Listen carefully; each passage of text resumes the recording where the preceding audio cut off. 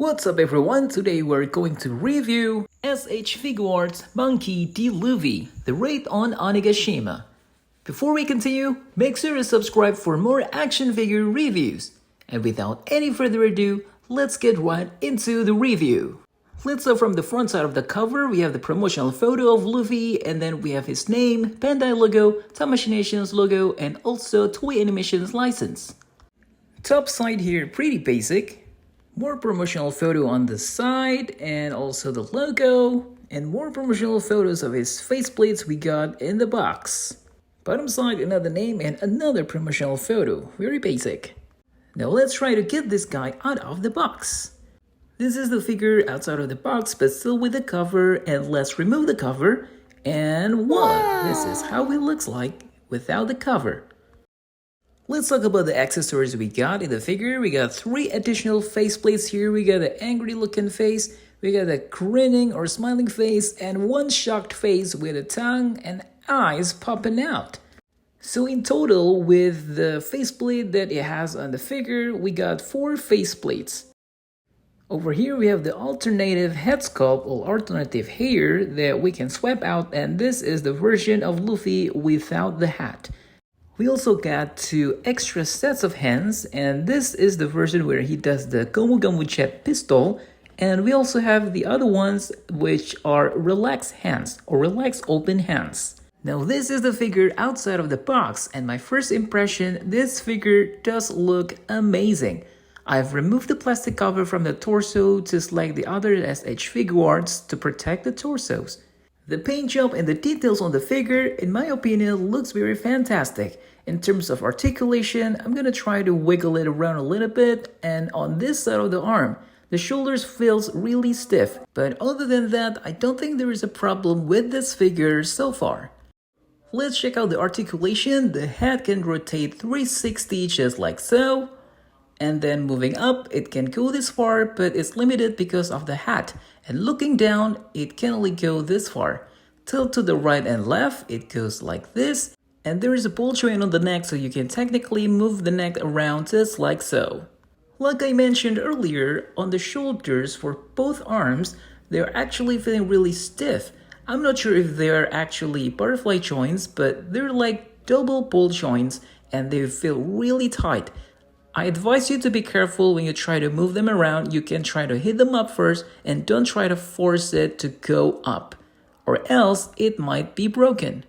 As for my figure, this is as far as it can go. I don't want to go further to avoid breaking. Moving on to the bicep, it has bicep swivels, no problems, double joints on the elbow so it can fold like this. Ball joints on the wrist so you can actually turn them around or spin it 360 without any problems, and it also has a hinge so you can move it up and down just like so. Now let's take a look at the torso. On the top side of the torso, it can fold to the front this far, and then we're going to need the help of the bottom torso so it can move forward this far. As for moving back, it can go to the back this far. Now let's try to rotate the torso to the right and to the left, and that's as far as it can go. There is also an articulation on the sash on his hips, which you can move around or you can rotate 360, and it goes just like this. Be careful when you try to move it around because it might come off like this, so you need to put it back, and actually it's pretty simple. You just need to attach it back like this and voila, it's back on. Leg articulation, it can go from this far and going to the back this far. As for the splits, this is as far as it can go. It's actually pretty decent. There is a slight rotation on top of the knees, so you can rotate it slightly like this. And as for the double joints of the knee, I think they don't really feel functional because it's limited. It cannot go back too far for both legs. Ball joint on the ankles so you can rotate them freely. There is also a hinge where you can move it up and down, and of course it has a 360 rotation without problems. There is a small detail on the toe joint articulation where the sandals are attached to the toe joint, so it looks really cute. Now we're going to try to put on the accessory. We're going to put on the alternate head sculpt. And first of all, you need to remove the hat. And the next part to remove is the hairpiece in the front side of this faceplate. And now we are going to remove the faceplate too, just like this. And I'm going to put on the grinning face or the smiling face first. We're going to put it on just like this. It's actually very simple. And then we're going to put back the hairpiece that we removed earlier, as well as the hat that we removed earlier as well. And now the figure looks just like this. Now we're going to try to put on the alternate head sculpt here. First, we need to remove the hat, and then we take off the hairpiece, the faceplate, the original head sculpt, and let's swap it out with the alternate head sculpt from the back side first. And now I'm gonna put on the angry face, fits just right, and then the front piece of the hair, and let's put it just like this. And don't forget this tiny piece of hair that we put right under the faceplate. Once you're done, let's put the head back together, and it looks just amazing.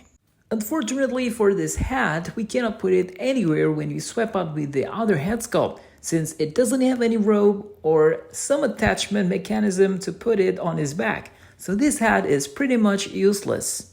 Now I'm gonna try to swap out the hand with the alternate hand we got in the box. And I'm gonna use this Gomu Gomu Jet Pistol hand with its open palm. So far there is no issue on the joints of the wrist or the head sculpt when I try to swap them out. Now it is time for size comparison. First I'm gonna compare with SHF Son Goku Superhero. And Goku here looks a bit taller than Luffy because he has this spiky hair. As for body size, Goku is much bulkier than Luffy. And next I'm comparing it with the high-grade RX-78-2 Beyond Global, and we can see that the size difference is pretty much noticeable. The size difference is about 2 centimeters.